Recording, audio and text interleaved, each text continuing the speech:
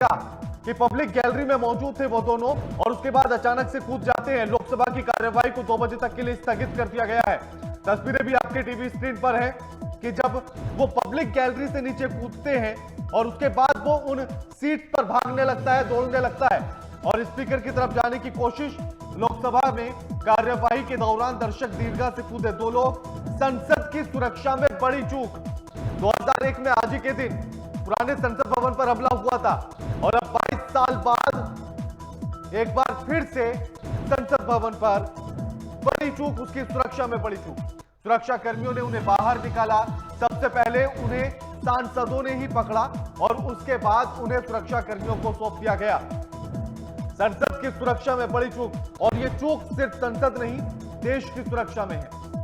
अब ऐसे में यह भी बताया जा रहा है कि जब कोई भी एंट्री करता है संसद भवन के भीतर तो वो किसी ना किसी सांसद के द्वारा लेटर लिखकर परमिशन ली जाती है। अब ऐसे में इन दोनों को संसद के भीतर आने के लिए, उस पब्लिक गैलरी तक आने के लिए आखिर, या विजिटर गैलरी तक आने के लिए आखिर किस सांसद के लेटर के द्वारा परमिशन दी गई, यह अपने आप में सबसे बड़ा सवाल है। और क्या यह एक प्लान था?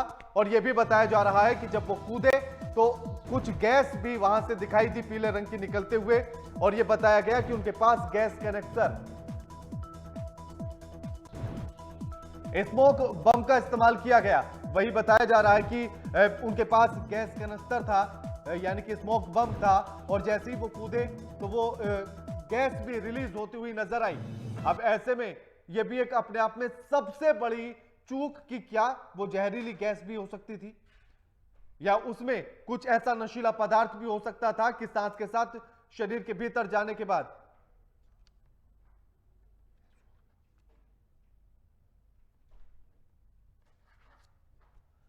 मैसूर से सांसद हैं प्रताप सिन्हा, जिनके लेटर पर ये दोनों लोग अंदर एंटर हुए थे। इनमें एक महिला यानी कि एक युवती और एक युवक, एक का नाम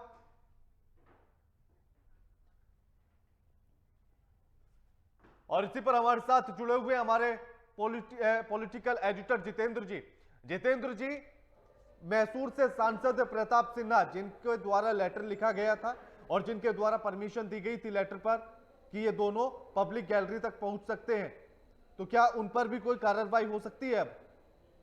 बिल्कुल रान जी, देखिए संसद की सिक्योरिटी जो है वो सीआरपीएफ के हाथों में होती है, लेकिन उसके अंदर कौन व्यक्ति प्रवेश करेगा, किसे जाने की अनुमति होगी, भारत सरकार की जो संस्थाएं होती है वो पास इशू करवाती है सीपीसी सेल के माध्यम से।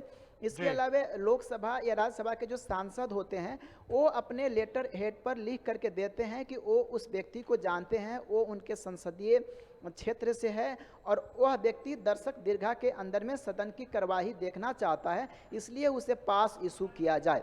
यानी पूरी की पूरी गारंटी जो है उस सांसद की ही होती है कि वो अपने रिस्क पे अपने संसदीय क्षेत्र के किसी भी नागरिक को दर्शक दीर्घा में जाने की अनुमति दे। यानी पूरी की पूरी जो है जिम्मेदारी जो होती है उस सांसद की होती है। ऐसे में अब ये जांच का विषय है कि क्या सांसद ने ही उस लेटर को इशू किया था, या कई बार ऐसे भी होता है कि सांसदों के लेटर हेड का मिसयूज भी हो जाता है और कई लोग जो है उस लेटर हेड का दुरुपयोग करके और किसी प्रकार के पास इशू करवा लेते हैं। ये तो खैर जांच का विषय है, लेकिन सबसे महत्वपूर्ण बात यहाँ पर यह है जो अभी थोड़ी देर पहले आपने जिक्र किया कि उन लोगों के पास कुछ ऐसी जहरीली गैस भी जो है वो कि जो कुछ बोतल से ऐसे कुछ चीज़ें देखने को मिली है जो जब वो प्रवेश करके जब दर्शक दीर्घा से कूदे वहाँ पे सदन के अंदर में, तो एक धुआं जैसा जो है वहाँ पर देखा गया, जिसको दानिश अली लोकसभा के जो सांसद हैं वो बता रहे थे। यानी उनके द्वारा जो चीज़ें अंदर ले करके गई वो एक बहुत बड़ी सुरक्षा में चूक है, क्योंकि 3 लेयर सिक्योरिटी एंट्री के गेट के अंदर भी होती है और 3 लेयर सिक्योरिटी एंट्री गेट के बाहर भी होती है। जब भी कोई व्यक्ति संसद भवन के अंदर जब प्रवेश करता है तो मुख्य द्वार पर सीआरपीएफ के द्वारा उसकी पहले पूरी सिक्योरिटी चेकिंग की जाती है। उसके बाद से उसका मोबाइल हो, पेन ड्राइव हो, कोई भी इलेक्ट्रॉनिक इक्विपमेंट हो, इवन आप गले में लॉकेट तक पहन कर नहीं सकते हैं, जितेंद्र जी, इसके अलावा हाथ में कड़ा भी नहीं पहन सकते हैं। जो इनके पास एक स्मोक बम था जिससे येलो कलर की गैस निकलते हुए भी नजर आ रही है, इसी को लेकर वो संसद भवन में कूदे थे और वहां पर भी जब वो कूदे तो इसी तरह की गैस निकलती हुई नजर आई थी। अब सोचेगा कि अगर ये कोई नशीली गैस होती तो एक बड़ी हानि हो सकती थी, एक बड़ी घटना हो सकती थी संसद भवन के भीतर। जितेंद्र जी, बिल्कुल, बिल्कुल, ये बहुत बड़ी जो है वो ये घटना है और हो सकता है कि उस जहरीली से सांसदों की मौत भी हो सकती थी, या हो सकता है कि कुछ ऐसे भी वहाँ पर जो है रसायन हो जो किसी भी जो हवा के संपर्क में आने से जो है उसमें आग लग सके, या फिर किसी प्रकार के जो है वहाँ पर इलेक्ट्रॉनिक जो है शॉर्ट सर्किट के माध्यम से वहाँ पर जो है आग लगाई जा सके। ऐसे कई सारे जो है रसायन मौजूद हैं जिसका खोज विज्ञान के द्वारा किया गया है। लेकिन सबसे महत्वपूर्ण बात यह है कि जब कोई जी, लेकिन इसी बीच एक और खबर यह भी आ रही है कि ये जो स्मोक बम का इस्तेमाल किया गया, जब वो दीर्घा यानी कि दर्शक दीर्घा से वो नीचे कूदते हैं और स्मोक बम का इस्तेमाल करते हैं, तो राहुल गांधी के सामने इस स्मोक बम का इस्तेमाल किया गया। तो क्या ये एक सोची समझी साजिश के तहत सारा काम किया जा रहा था?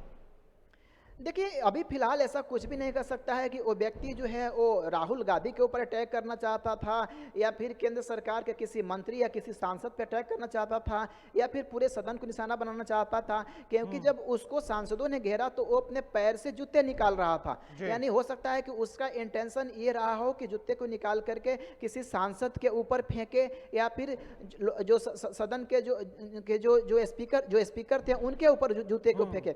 ऐसा भी उसका इंटेंशन हो सकता है। हालांकि पूछताछ में इस बात का खुलासा हो सकता है कि आखिर वो शख्स क्या करना चाहता था, किस उद्देश्य से सदन के अंदर में कूदा, लेकिन आखिर वो इस तरीके के जहरीली स्मोक गैस को लेकर के प्रवेश कैसे किया, ये सबसे बड़ा सवाल जो है उन सिक्योरिटी एजेंसियों से है, खासकर सीआरपीएफ से है, जिनके हाथ में पूरे संसद की जो है सुरक्षा जिम्मा है। क्योंकि जब कोई व्यक्ति प्रवेश करता है मुख्य द्वार पे तो उसकी पूरी पॉकेट चेक होती है, पूरी बॉडी स्कैन होती है। इसके बाद से उसके पास अगर हाथ में कड़ा भी पहना होता है उसको भी निकाल लेता है, घड़ी भी नहीं पहन सकते, आप गले में लॉकेट तक नहीं पहन सकते हैं, पॉकेट में आप मोबाइल तक नहीं रख सकते हैं। इसके अलावा जो जूता होता है, सॉक्स होते हैं, उसके तक की चेकिंग होती है। उसके बाद ही कोई व्यक्ति अंदर प्रवेश करता है। उसके बाद फिर जब सदन के जब मुख्य द्वार पर जब व्यक्ति जाता है तो वहां पर कंप्यूटराइज वहां पर एक्सेस गेट लगा होता है। फिर वहां पर भी जो है वो सीआईएसएफ के और सीआरपीएफ के जवान होते हैं। तो सीआईएसएफ के जवान जो होते हैं वो सिविल ड्रेस में होते हैं, और उनके द्वारा भी उनकी पहले एक बार फिर से जो है जो फोर्थ लेयर सिक्योरिटी होता है उसको चेक किया जाता है। उसके बाद फिर जाकर के वो शख्स जो है कंप्यूटराइज अपने एक्सेस पास का इस्तेमाल करता है और उस एक्सेस पास के जरिए फिर दर्शक दीर्घा में प्रवेश करता है। लेकिन जब व्यक्ति दर्शक दीर्घा में प्रवेश करता है उसके पहले जब दर्शक दीर्घा का जो गेट होता है जब वहां जाता है तो वहां पर भी सिविल ड्रेस में सीआईएसएफ के जवान मौजूद होते हैं, और वहां उसकी पास को गहनता से चेक करते हैं। उसका नाम पूछते हैं कि आपका नाम क्या है, आपका फादर्स नेम क्या है, आपका उम्र क्या है, और उनके पास एक सूची होती है कि किस किस जो है टाइम स्लॉट में कितने कितने दर्शक जाएंगे, उनका पूरा ब्यौरा उनके पास होता है। फिर उससे वो मैचिंग करते हैं, उसका नाम, उसकी जन्म तिथि, उसका आयु, उसका पिता का नाम, उसका कहाँ से जगह से आया हुआ है, कौन से सांसद के द्वारा उसको पास इशू किया गया था। उसके बाद फिर उस व्यक्ति के लिए दर्शक दीर्घा का गेट खोलता है और वो व्यक्ति जा करके दर्शक दीर्घा में बैठता है। उसके पीछे भी सिक्योरिटी के जो सिविल ड्रेस में जो जवान होते हैं खड़े रहते हैं कि उस दौरान कोई व्यक्ति जो है दर्शक दीर्घा से कुछ सदन के नीचे जो है वो न फेंक दे, सांसदों के ऊपर ऐसा कुछ न फेंक दे। इवन आप हाथ को मोड़ करके नहीं बैठ सकते हैं, पॉकेट में हाथ डाल करके नहीं बैठ सकते हैं दर्शक दीर्घा के अंदर। आपको हाथ को अपने पैरों के ऊपर रख करके बिल्कुल जो है डिसिप्लिन में बैठना होता है। इतना कुछ सिक्योरिटी व्यवस्था होने के बावजूद अगर कोई शख्स स्मोक गैस लेकर के सदन के अंदर में प्रवेश करता है और अचानक से कूद पड़ता है, उस स्मोक गैस को खोल करके वहां पर इस्तेमाल करता है और सांसदों को वहां से उसको पकड़ करके और सिक्योरिटी गार्ड को वहां पे सौंपना पड़ता है। ये अपने आप में कई सारे प्रश्न खड़ा करते हैं कि इतनी बड़ी सुरक्षा चूक कैसे हुई के खैराना। सन 2021 था, यानी कि आज से 22 साल पहले भी पुराने संसद पर इसी तरह से हमला हुआ था। तमाम सिक्योरिटी के बावजूद भी आतंकवादी अंदर तक घुस जाते हैं, और इस बार भी यानी कि 22 साल बाद एक बड़ी चूक नए संसद भवन की सुरक्षा में देखी गई। और इतनी सारी सिक्योरिटी होने के बाद भी अगर वो स्मोक बम को लेकर अंदर प्रवेश कर सकता है तो फिर इस बात पर कैसे संदेह न जताया जाए कि वो कुछ और लेकर भी या कुछ और अन्य वैसी आपत्तिजनक सामग्री लेकर भी अंदर प्रवेश कर सकता था, तो जो एक और बड़ी चूक हो सकती थी। और संसद भवन में इस तरह का हमला होना या इस तरह से स्मोक बम का फेंकना या उसका वहां विस्फोट करना, ये सीधा सीधा देश की अस्मिता पर हमला है। बिल्कुल के जिस प्रकार से ये पूरा जो है घटनाक्रम निकल करके सामने आया है, वो देश के एकता और अखंडता पर हमला है। क्योंकि जब अफजल गुरु जो था, जो संसद हमले का दोषी था, जिसे फांसी की सजा दी गई, वो सीधे सीधे उसके ऊपर जो है देशद्रोह और देश के खिलाफ युद्ध छेड़ने जैसे उसके ऊपर गंभीर जो है धाराएं लगाई गई थी, और जिसकी सजा राष्ट्रपति के द्वारा भी माफ नहीं की गई थी, और उसे फांसी की सजा दी गई थी। यानी देश के संसद के ऊपर, यानी देश की सुपरमेसी के ऊपर, जो देश की गरिमा और एकता और अखंडता का जो प्रतीक है, जिससे पूरा देश का, हमारे राष्ट्र का संचालन होता है, जहाँ के जो सदस्य होते हैं, पूरे जो सदन के जो सदस्य होते हैं, वो देश का प्रतिनिधित्व करते हैं, अगर उसके ऊपर हमला होता है तो सीधे सीधे राष्ट्र के खिलाफ ये युद्ध है, देश के खिलाफ ये युद्ध है, और देश के खिलाफ ये युद्ध छेड़ने जैसा अपराध है। और आईपीसी के अंदर में जो पुराना जो आईपीसी अंदर जो है, जो फिलहाल चल रहा है, जिसको बदलने का अभी जो बदलने की जो तैयारी चल रही है संसद के अंदर, उसके अंदर जो प्रावधान है, उसमें ऐसे लोगों के लिए सीधे सीधे फांसी की सजा का प्रावधान किया गया है। के बिल्कुल, यह भी बताया जा रहा है कि पार्लियामेंट थाने में अब आईबी की टीम भी पहुंच चुकी है, जो इन दोनों संदिग्धों से या इन दोनों आरोपियों से पूछताछ कर रही है। अब इस पूछताछ में क्या कुछ निकलकर सामने आता है, ये तो देखने वाली बात ही होगी। लेकिन प्रताप सिंह बीजेपी के सांसद हैं, मैसूर से सांसद हैं, उन्हीं के लेटर पर इन्हें दोनों को परमिशन मिली थी पब्लिक गैलरी तक जाने में। तो इसके बाद की क्या कोई कार्रवाई या कोई एक बड़ा एक्शन प्रताप सिन्हा पर भी हो सकता है? देखिए, प्रताप सिन्हा मैसूर से सांसद है भारतीय जनता पार्टी के, और उनके लेटर हेड पे ही जो है ये पूरा पास इशू किया गया था, जिसके बाद से जो है ये दोनों शख्स सदन के अंदर में प्रवेश कर पाए हैं। तो जो संसद की जो आचार समिति है, इस तरह के पूरे मामले की जांच करती है। इसके अलावा सीपीसी सेल के जो विभाग के जो लोग हैं, जो पूरी तरीके से इसके लिए जिम्मेदार होते हैं, पास इशू करने, उनको वेरीफाई करने, और फिर पास को इशू करके और सांसद के जो पीए होते हैं, सांसद होते हैं, उन तक पहुँचाने का, तो उनकी भी कहीं ना कहीं जांच होगी। और अगर इनकी भूमिका संदिग्ध लगती है, या फिर अगर ये साबित हो पाता है आचार समिति के द्वारा, जिस अभी हाल ही में आपने देखा होगा कि महुआ मोइत्रा को आचार समिति के रिपोर्ट के बाद से ही जो है उनको सदन की उनकी सदस्यता जो है समाप्त की गई है। अगर जो है प्रताप सिन्हा की अगर किसी भी प्रकार की जो है इसमें भूमिका निकल करके सामने आती है, तो उनकी भी लोकसभा की जो सदस्यता है वो समाप्त हो जाएगी।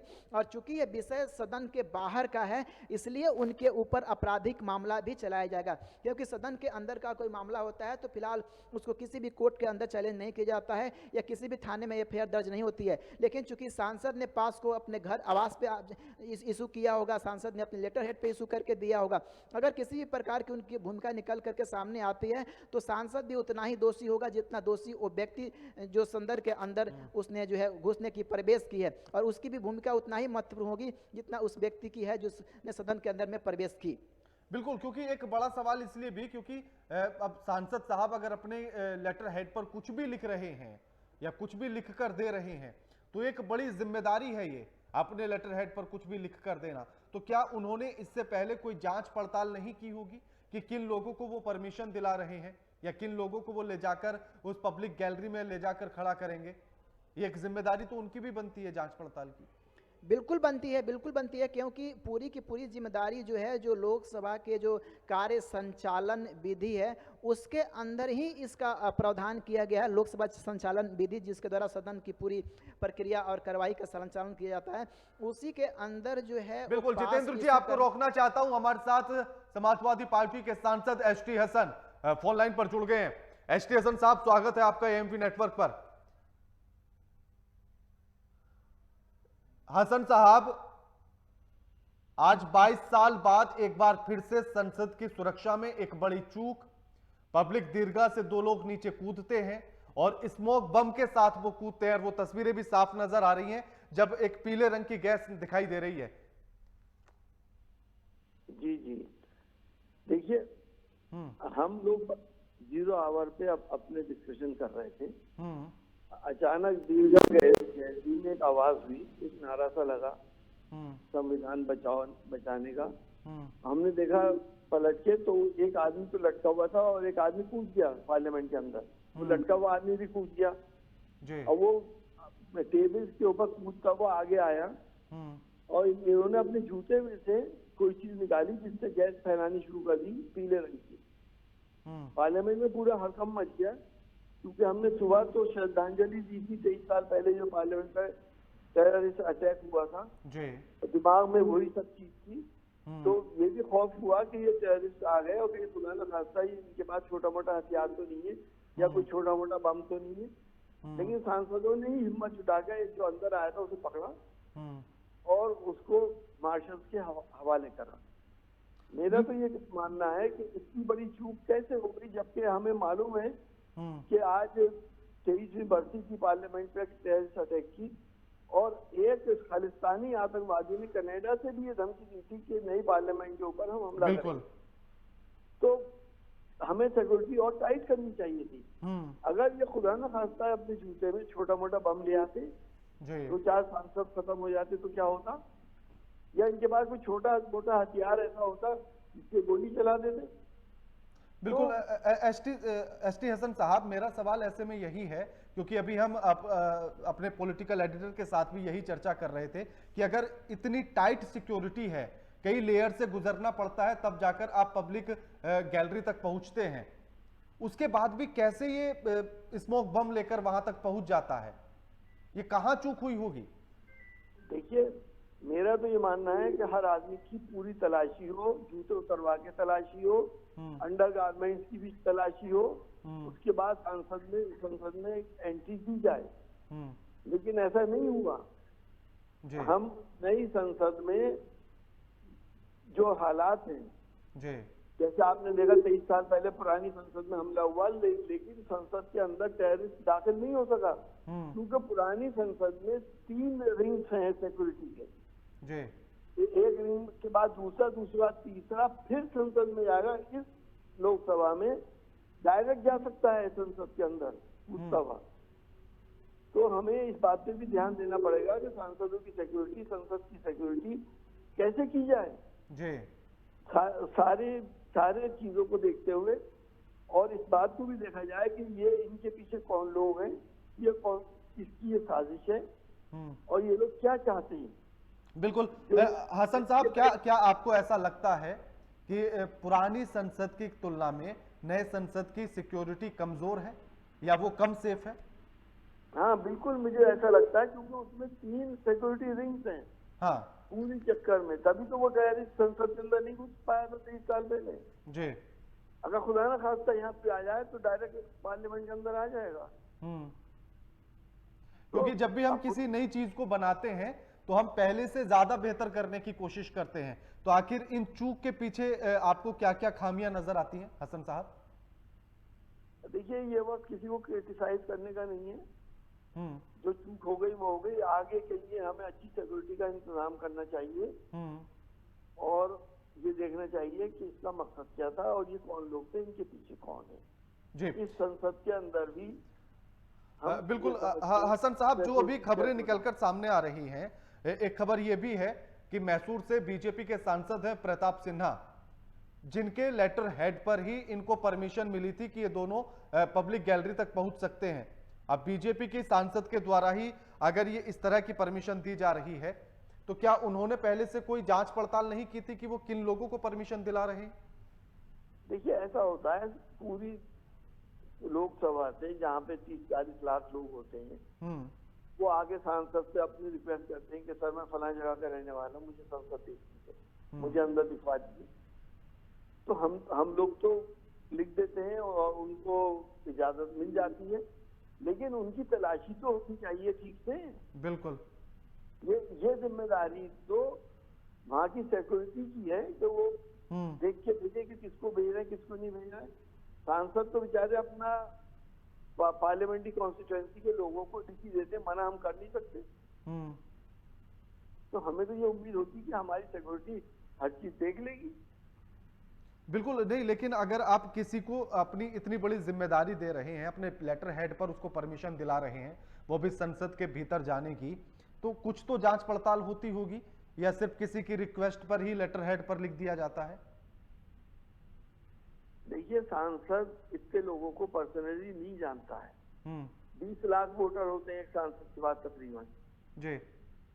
अब वो किस इंटीरियर से आया हो, आके उसने क्या मैंने आपका चुनाव लड़ाया था, मैं आपके साथ रहा था और मैं साहब ये देखना चाहता हूँ।